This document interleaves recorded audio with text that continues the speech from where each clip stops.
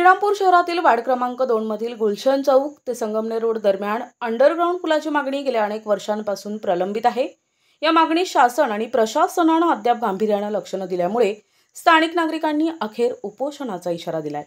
अर्जदार रियाज खान पठाण तसेच परिसरातील नागरिकांनी दिलेल्या निवेदनात म्हटलंय की गुलशन चौक परिसरातून दररोज सुमारे 5 ते 6 हजार नागरिकांचे रेल्वे रूळ ओलांडून येणे जाणे होते। या ठिकाणी शाळा, दवाखाने, व्यापारी संकुले आणि बाजार असल्याने नागरिकांना दररोज मोठ्या अडचणींचा सामना करावा लागतोय।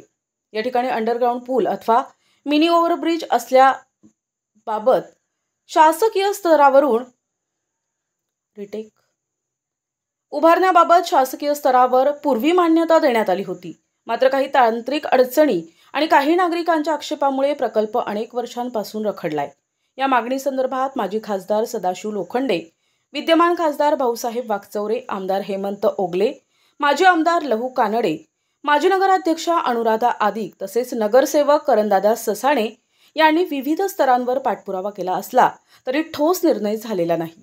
या पार्श्वभूमीवर नागरिकांनी शुक्रवारी 24 ऑक्टोबरला सकाळी 10 वाजता गुलशन चौक येथे जागेवरच उपोषण सुरू करण्याचा निर्णय घेतलाय।